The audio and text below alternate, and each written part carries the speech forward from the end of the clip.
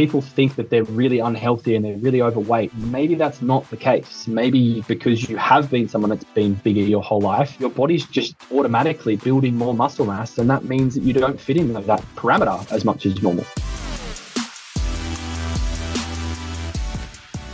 Welcome to the Optimized Workplace. I'm your host, Fran Dean Bishop, where our discussions with influencers, experts, and innovators are helping transform the well-being and sustainability of today's workplaces and spaces. Today, I have the pleasure of welcoming Cameron Haines, the visionary behind the innovative mobile body scans business.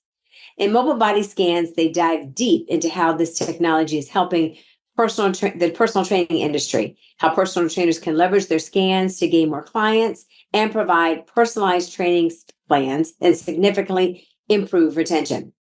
Cameron is an entrepreneur driven by genuine commitment to delivering value to his customers. He possesses a fervent dedication to enhancing the customer experience within his business and fostering growth for his clients across major business sectors. So, Cameron, welcome to the show. Thank you. Thank you for the introduction too. Absolutely. Thank you. So I don't get a chance to have on a lot of fitness-oriented or fitness-directed types of organizations. So this is super exciting because that's how I started, my business 20 plus years ago. So tell us more about the mobile body scan business, because I can definitely see the correlation and the benefit. But for the benefit of our audience, how does it work and what's the benefit? My background is fitness. That's where I originally started. And now I've since moving or relocating in Australia, I'm solely trying to work on this mobile body scans perspective, and we're bringing a bit of a different spin. There's plenty of people out there in the world that do body scans or offer them, but we're trying to facilitate the perspective of a machine going to individuals. So whether that's trainers, workplaces, nutritionists, any of that sort of stuff, where they can service their clients through our technology, because they are quite expensive in that way. But at the end of the day, the biggest thing for us is, again, facilitating and trying to help people understand more about their health and wellness, whether that's corporate, private, or even government sectors.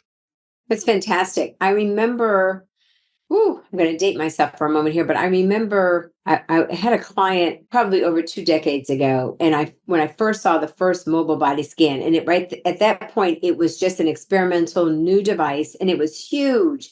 It sat in the lobby of this association where we did lots of fitness and wellness programs and health fairs and classes and all this kind of jazz. And I think it was the late 90s.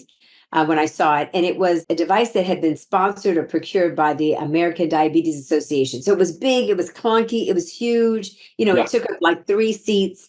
And then shortly after that, I saw Virgin Atlantic. They started trying to get into the business. So I know that the technology has been around for a while, and people may have seen it before. If they go to maybe their local pharmaceutical, they may see something like this. But can you kind of break down your entree into this industry and where you've seen it really come from and as it's developed? Yeah, 100%. So the machines that I utilize and I think are the best in some ways are what we call BIA, so bioimpedance analysis machines. They are very different to a DEXA scan, which seems to be the sort of gold standard across the world in some ways because of it's the longest standing, I guess, in that way. But the idea of these BIA machines is they use frequency to then detect or what tissues and things are inside of our body. So you are correct in saying, and I think through my research of America, there is a few, and they seem to be more in supplement stores and that sort of stuff. Mm-hmm. So again, it's very different in that way, but at the end of the day, it's about getting a solid piece of information that it can help project or help people make better decisions towards their health, wellness, and overall and longevity. Yeah. What applications have you seen them in? Because I know I've seen them like in occupational health centers, sometimes in medical clinics, but are you finding in the corporate wellness arena, like you have a company, it's a global company, maybe they have 20,000, 30,000 employees. What's the application that you see most often in? It's mostly in gyms, and that's my experience here in Australia. So fitness sector in some ways. And it's very much, and I think that's because of the way these machines and body composition in inverted commas has been portrayed. It's about how much fat you have or how much muscle you have. And I'm not about that personally. For me, it's about the overall numbers. The machines that we utilize, the InBody 570s, have 40 parameters, which is, from circumferences to all these different things. So with a person who can do a good interpretation, there is well and truly information for everybody. So again, as part of mobile body scans, and when we rebranded recently, our slogan is information for everybody. the idea of that is that a ballet person could get information from it. A corporate person could get information from it. Yes, of course, doctors, health centers, and that sort of stuff. And I'm hoping to try and help facilitate that because, again, at a 30,000-ish Australian dollar investment, these machines are very expensive. And if I was to have my own studio again, I wouldn't purchase one if I knew of someone doing my model, because at the end of the day, I don't need it 30 days, like every day of the month. If I have 100 clients or 200 clients or even a big corporate workspace, you can get people scanned in 7 days, for example, and then you really don't need to revisit those scans for anywhere up to, say, 3 months, 6 months in that standpoint. It's not something that you have to have accessible every second of the day, which is why someone would purchase it, I guess. Yeah, I think it's outstanding when you think about, as you were saying before, some of the benefits of the body scan, because there's so many things that could show up in preventative, right? Disease, preventative medicine in terms of care of the body, in terms of self-care that people don't realize. And I'm always blown away, and I don't know if you would agree with this or not, but the amount of supplements, the amount of nutraceuticals, the skin topicals, the different things like that that people put in and for their body, and not realize that, you know what, the largest organ is your skin. So no matter what you're putting in, if you're not really taking care of that and finding ways to find out what's showing up for that, in your body or on your body, then, I think something like this is a game changer in terms of self-care and really managing your health better. Would you agree? 100% agree. And again, the standpoint, the thing I usually share in this situation is that the machines are able to give you a metric or an understanding of it. So I'm a reasonably fit individual. I'm not in my peak fitness, but I would be classified as morbidly obese if we looked at the BMI scale, and I'm about 100 kilos and 6'1" sort of thing. Because my muscle mass is 150% of what would be expected for someone in my height, age, and weight.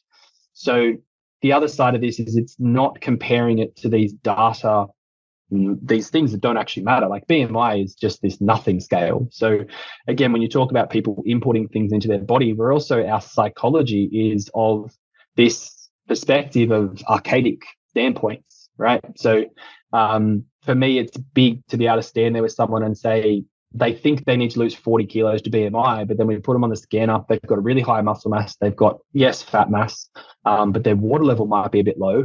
All of a sudden, it's like you've only got 15 kilos or 30 pounds to lose. And that's a big difference in terms of that perspective, because, again, people think that they're really unhealthy and they're really overweight. Maybe that's not the case. Maybe because you have been someone that's been bigger your whole life, your body's just automatically been building more muscle mass, and that means that you don't fit in those scales, that parameter as much as normal. Yeah, no, I totally agree with you. I remember as I started my career and started Aero Bodies, I did a lot of PT work back in the day, right? And I always had these women who were menopausal or, just going into menopause in their early 40s. And when you talk about being menopausal, that set weight versus what's going on with your metabolism and the inability for the body to burn fat. And all you can think of, and all they could do is look at the scale and the number on the scale.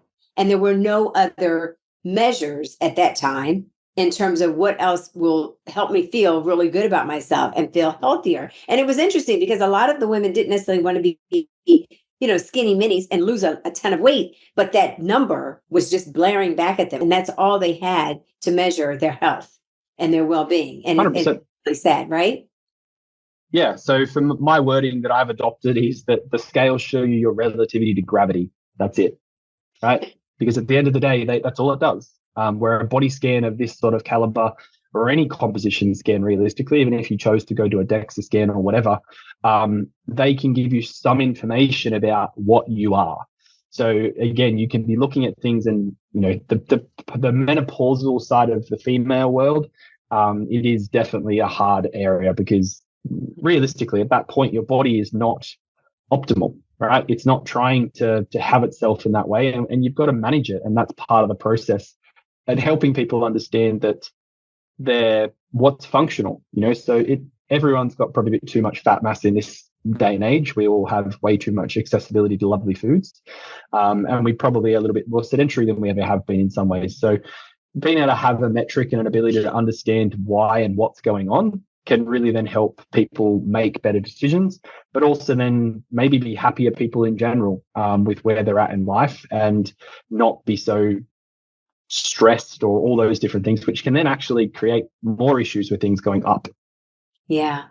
So let's shift a little bit. Now that we've kind of gotten into this conversation on body scans and recognizing, it's a great discipline around preventative health and really measuring your overall well-being in a actually much more efficient and congruent way. What do you see, largely in terms of adoption on new technologies or technologies such as the mobile body scan, in terms of how people are starting to be much more attuned with how to take care of themselves. Coming out of the pandemic, obviously safety and health Yeah. is much more, top of mind for most individuals. But where do you see the industry growing and the adoption rate for consumers in using technology such as this? I truly hope it's going to increase exponentially and quite quickly. Not because I'm a business owner in this area, more because I think we need to be more informed about these things. When we look at the pandemic and what kind of goes on with all of that standpoint, to have an information source that allows us to look at just create a better catalog. There's a lot of people out there that hopefully are getting blood tests done. There's a lot of people out there that might have screenings done for certain things.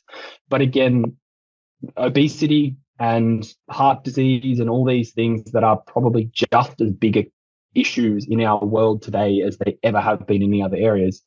That's where composition can come into it. And it's not about shaming people who are overweight and telling people who are fit that they're great.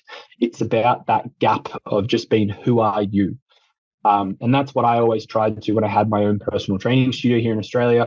I tried to have is that each of you are individual people. You each need your own perspective, your own standpoint, in comparison to trying to match something else. You just can't do that. Like, I've scanned twins that are identical twins and they are completely different body composition because of lifestyle factors. It's nothing to do with genetics. That's amazing. And I hope you're right.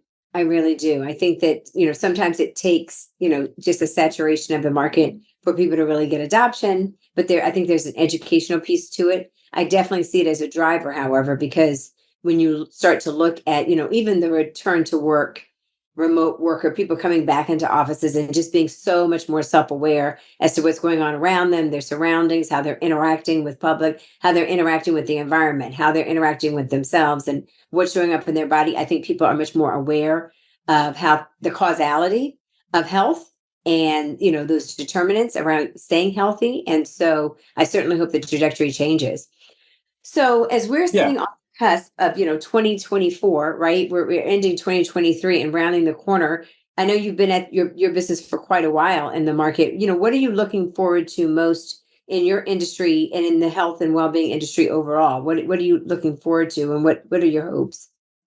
My hope is to try and, like, especially with the business, is to try and help facilitate these machines to go to more locations where people may be not able to facilitate the costing, or even get them into markets like corporate, where that's the main, like, one of the areas I'm trying to work into, because I think corporate wellness is becoming more and more important, where, as a business owner that had staff members in that period of time of COVID and that sort of stuff, it's something to look at and see how that optimization comes through. The other side of it is, I'm hopeful that through the wider use of these machines, that the overuse and underutilization or under information source comes through.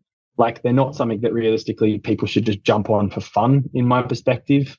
You can, but realistically, you want to try and be using these as an information source to either track good changes or look at where you're at in comparison to the perspective of just being thrown at people, which I'm sadly seeing in this industry. And I guess that's part of the process that I would like to help change, is that because they are such a high capital investment, people are just factory farming people through them to make their money back, where hopefully through my business model, we can try and reduce that a little bit because they don't have to buy them. So that brings up a great point. So, the optimized workplace audience is very varied. It ranges from corporate to small business, from, CEO to HR managers to operational managers. So if an individual was interested in the machine? We'll make sure your information is in the show notes, but what's the best way for them to get a hold of you? Probably through our website. And unfortunately, we are only local in Australia, and we're hoping long term to maybe look at being able to franchise, or there is an ability to have myself, if people wanted to, as a consultant in that standpoint. And of course, we can do it through Zoom and stuff these days, right? But the basics of it is to be able to reach out that way and then be able to find a local machine, which everyone can do in terms of the machines we use through InBody websites. So they can research InBody and then they'll be able to find a local machine, which I know there's some in DC for you. Absolutely. And then if they're not in a company or affiliated with an organization that may have a machine, do you have any recommendations for someone who is just interested in having a body scan conducted? Where can they find the equipment and a practitioner that could help them? 100%. So again, the best place to start in terms of the ones we use is the InBody website. So going on and doing that. Even just doing some research. It depends on where you are. So in America, from my own personal research, it seems like the machines like I'm using are utilized a lot in the nutrition space, so the like supplement stores and that sort of thing, in comparison to the medical perspective, where more like DEXA and that sort of stuff is used. Mm-hmm. But again, hopefully, InBody machines are a more entry level. So like cost perspective to the client, we're talking under $50 in that sort of standpoint, in comparison to a DEXA scan or medical perspectives, which you could be talking thousands. Fantastic. Fantastic. Well, I've really enjoyed this discussion. I think it's amazing to see where the technology is moving with regards to self-care, biomedical, devices and different ways to really be able to perform biometrics. I remember we used to do biometric screening with a pen and paper and a calculator in the 90s. Sure did. And now to see how things have, really jumped leaps and hurdles ahead, 2 decades further is really exciting. And I really think at the end of the day, it really helps the individual consumer to be really better aware of what's going on with their health. So Cameron, it's been fantastic to have you on. And again, can you remind everyone of your website if they want to get a hold of you? mobilebodyscans.com.au is direct to us. So one of the things before I let you go, I'm asking my guests, as you approach the new year, what is your way of ensuring that you're taking the best care of yourself? What is the way that you embody well-being? For me, it's self-reflection. So I look at like my metrics. I use Whoop. So I've got a few different perspectives in there, and I try and track and look at what's going on.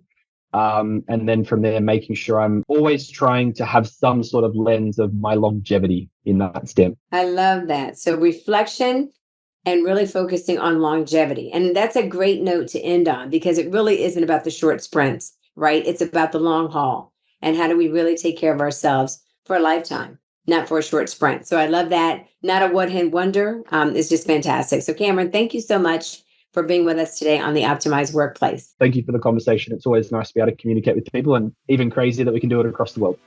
I love it. All the way from Australia. And again, my name is Frandine Bishop. I'm your host of the Optimized Workplace. And remember, it's many and that small, monumental moments in your life that make the biggest change. Take good care of yourself, stay well, and stay healthy. Have a great day, everyone.